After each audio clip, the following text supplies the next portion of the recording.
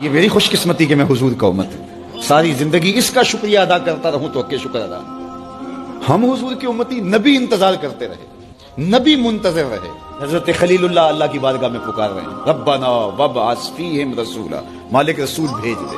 کوئی کہتا ہے لیسا بفظ ولا بغلظ، وہ ترشرو نہیں ہوگا، سخت مزاج نہیں ہوگا، ماتھے پہ شکنے لانے والا نہیں ہوگا، وہ پیار بانٹنے والا ہوگا، بس وہ آیا جا رہا ہے۔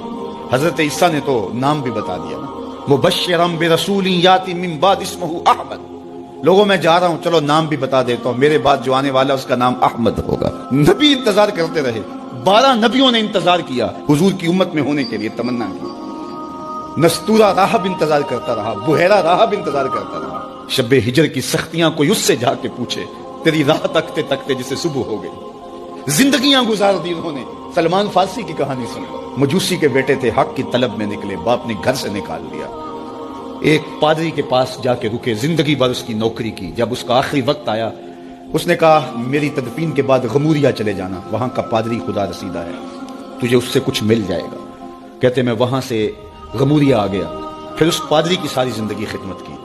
جب وہ مرنے لگا تو اس نے کہا کوئی ایسا شخص نہیں ہے جس کے پاس اب میں تجھے بھیجوں، لیکن نبی آخر الزمان کے ظہور کے لمحے آ گئے ہیں، تو یہاں سے یثرب چلا جا، وہ اس نبی کی ہجرت گاہ ہوگی، تیری زندگی سنور جائے گی، تو نے بڑی محنت کی ہے، بڑی نوکری کی ہے میری۔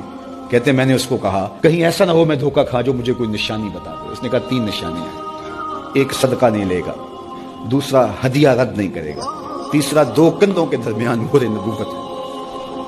کہتے میں نے اس کی تدفین کی، یثرب کی جانب جاتے ہوئے ایک قافلے میں شامل ہو گیا، انہوں نے مجھے پکڑ کے اپنا غلام بنا لیا، لیکن میرے پہ مہربانی یہ کی کہ مجھے بیچا جا کے مدینے میں۔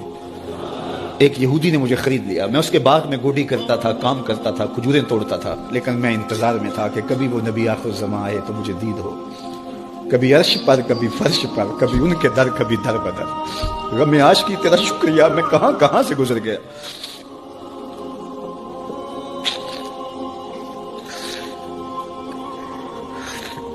کہتے ہیں ایک دن میں اپنے باغ میں کھجوریں توڑ رہا تھا کہ ہواؤں میں مستی پیدا ہو گئی اور ہر سمت سے طلع البدر علینا کی صدائیں گونجنے لگی۔ میں سمجھ گیا کہ وہ لمحے آ گئے، میں نے چھلانگ لگا دی اور دوڑ پڑا۔ میرے آقا نے سمجھا شاید غلام بھاگ گیا، اس نے دوڑ کے مجھے پکڑ لیا۔ میں نے اس کو کہا کہ میں نوکر تیرا ہی ہوں، لیکن دل نوکر کسی اور کا ہے، میں بھاگوں گا نہیں، مجھے جانے دے۔ میں کچھ کھجوریں لے گیا تھا صدقے کی نیت سے، جا کے حضور کو پیش کی۔ آقا کریم نے فرمایا ہم نبی صدقہ نہیں لیتے۔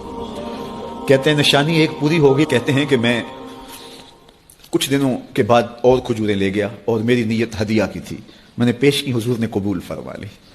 لیکن میں بھی کہتا تھا تیسری نشانی بھی پوری ہو لے تو پھر مانوں گا، اور وہ کیا تھی؟ 2 کندھوں کے درمیان مہر نبوت۔ کہتے ہیں ایک دن حضور میرے باغ میں آئے اور آقا کریم نے اپنے مبارک کندھے پہ چادر رکھی ہوئی تھی، اور چادر کی اوٹ میں مہر نبوت چھپی ہوئی تھی، اور میں پیچھے ہو کے دیکھتا تھا، اور میری آرزو یہ تھی کہ کوئی تیز جھونکا ہوا کا آئے اور چادر ہٹ جائے اور میں مہر نبوت کی زیارت کر لوں۔ حضور میرے ارادہ قلب سے آگاہ ہوئے، فَأَلْقَى إِلَيَّ رِدَاءَهُ، حضور نے چادر اتار کے میری جانب پھینکی، اور پھر ایسے رخ کر کے فرمایا انظر إِلَى مَا أُمِرْتَ بِهِ، اس پادری نے جو بتایا تھا دیکھ لے آ کے۔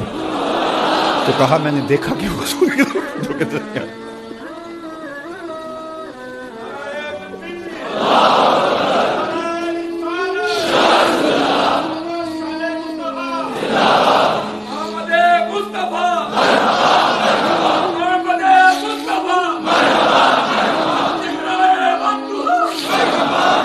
شب ہجر کی سختیاں کوئی اس سے جا کے پوچھے، تیری راہ تکتے تکتے جسے صبح ہو گئی۔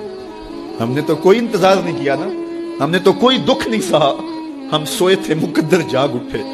ہمارے والد مسجد سے مولوی صاحب کو بلا لائے، انہوں نے کان میں آ کے کہا مبارک ہو تو حضور کا نوکر بن کے آ رہا۔ میرے والد گرامی ایک شعر جھوم کے پڑھا کرتے تھے، محمد جانے جانا ہے، پیغمبر ہو تو ایسا ہو، رسولوں کی بشارت سے مبشر ہو تو ایسا ہو، امر توقیر کا سب کو موقر ہو تو ایسا ہو، کیا ہم کو غلام ان کا مقدر ہو تو ایسا ہو۔ میں اپنے مقدر پہ قربان نہ جاؤں، آپ اپنے مقدر پہ نثار نہ جائیں، ہمیں وہ نبی ملا جو نبیوں کا نبی ہے۔